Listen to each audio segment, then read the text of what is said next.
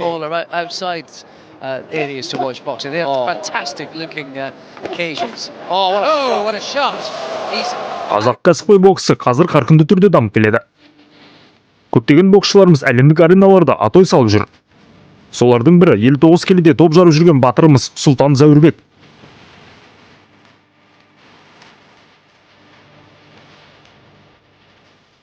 Біз бүгін бокстың отаны Англия жерінде топ жарып жүрген қазақ сұлтаны жайлы айтатын боламыз.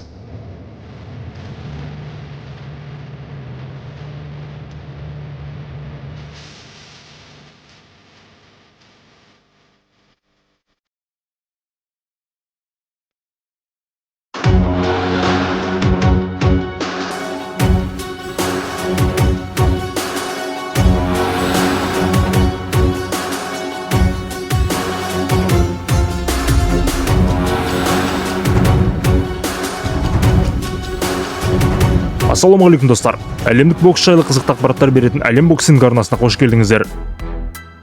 Сұлтан Зәурбек 1996 жылы 19 сәуірде Шымкентте дүниеге келген екен. Әуесқой бокста халықаралық дәрежедегі спорт шебері, бірнеше дүркін ел біріншілігінің жүлдегері болған. Бірақ ұлттық құраманың бірінші нөміріне өте алмаған соң 2018 жылы кәсіпқой боксқа ауысуға шешім қабылдайды.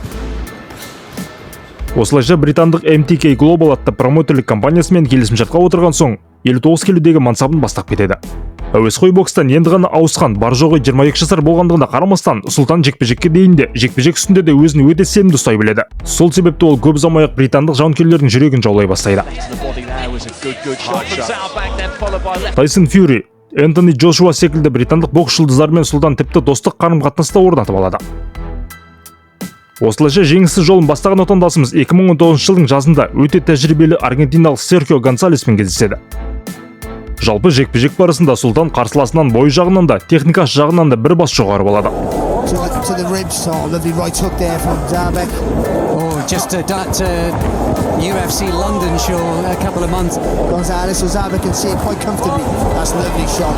Арасында көрермендерге шоу жасап қоюды да ұмытпайды.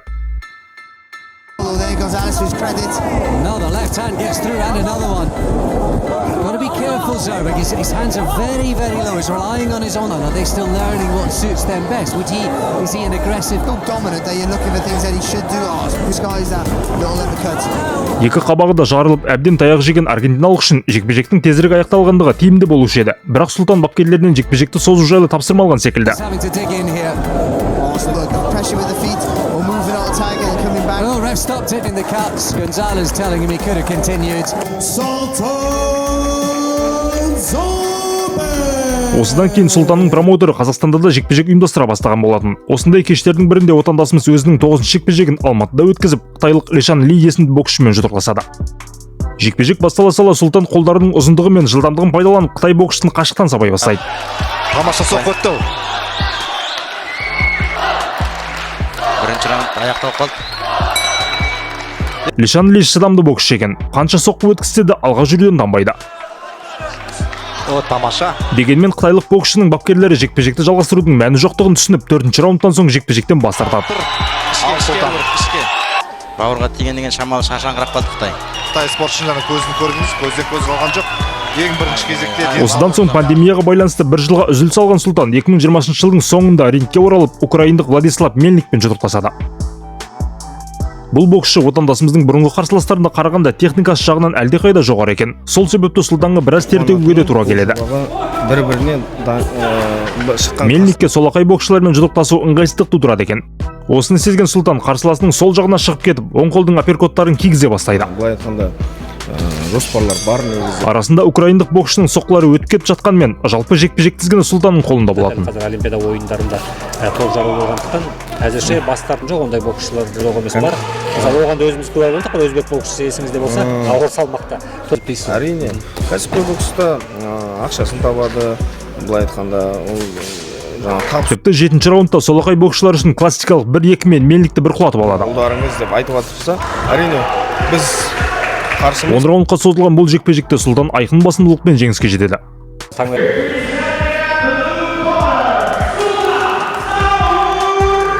2021 жылдың жазында британдық Ронни Кларк есімді боксшыға қарсы жекпе-жек өтеді. Кларк жекпе-жекке дейінгі салмақ өлшеу рәсімінде бұқаланып бағады. Бірақ мұндай бұқаларда қорқатын Сұлтан ба? Британдық боксшы осал емес екен, бірақ уақыт өте келе қарсыласының шабуылдарын есептеп алған Сұлтан Кларкты қарымта соққыларға ұстай бастайды. Соңғы 10-шы раундта Сұлтан қарсыласының шабуылы кезінде тура бүйірден ауыр соққыны кигізіп жібереді. Бұл соққыны жан-тәнімен сезінген британдық қаша жөнеледі. Ары қарай отандасымыз тағы бірнеше соққыны бауырға тигізгенмен құлата алмай ұпай санымен жеңіске жетеді.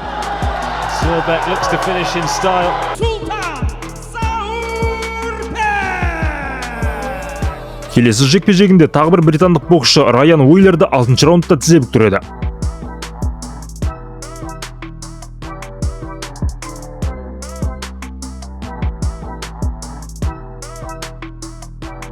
Осы жекпе-жектен соң 2022 жылы MTK Global промоутерлік компаниясы жабылып қалып, Сұлтан тағы бір британдық промоутерлік компаниямен келісім-шартқа отырады.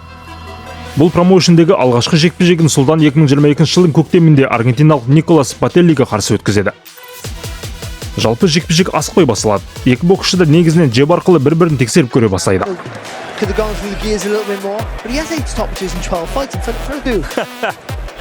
Үшінші раундта Сұлтан сол қолдың соққысы кезінде орнына қайтып үлгермей, Пателлидің қарымта соққысына түсіп қалады. Мансабындағы алғашқы нокдаун Сұлтанның намысына тиген болатын. Орнынан тұра сала ол есе қайдаруға кірісе бастайды.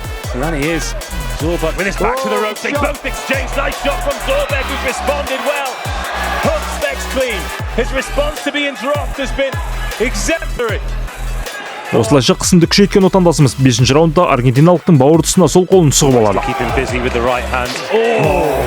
Соққыны сәлден соң барып сезінген Пателлидің орнынан көтерілуге шамасы жетпейді. Осылайша қазақ Сұлтаны өзінің чемпиондық мінезі бар екендігінде дәлелдеген болатын. 2023 жылдың жазында әлі жеңіліс көрмеген испандық Джон Картерге қарсы жекпе-жек өтеді. Бұл кезде әбден ысылып, нағыз кәсіпқойға айнала бастаған Сұлтан жекпе-жекті өте сенімді бастайды. Отандасымыздың таяқпен ұрғандай ащы соққыларынан соң 2-ші раундта Картердің мұрны қанай бастайды. Сұлтан Зауырбек Картерге қарсы көрсетіп жатыр. Жалпы бұл Хектор Гарсия, Эммануэль Наварен, Ломаченко сынды мықтылар бар. Стивенсон өте танымал боксшылар өте.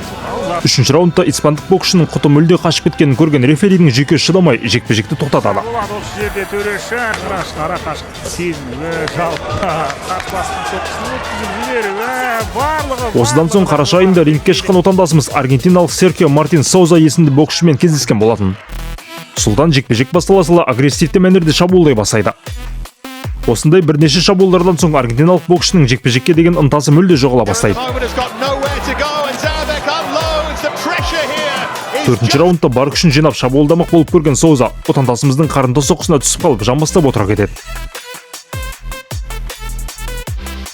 6-ші раундта тағы бір құлап тұрған аргентиналық боксшы қарсылықты мүлде тоқтатады.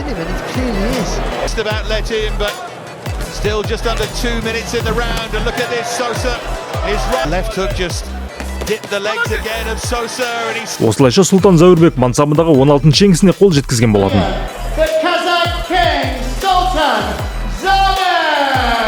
Қазір ол Англияда жаттығу үстінде. Жақында боксшы Instagram парақшасында 1 наурыз күні рингке оралатындығын жариялаған болатын. Бірақ кіммен екендігі әзірге белгісіз.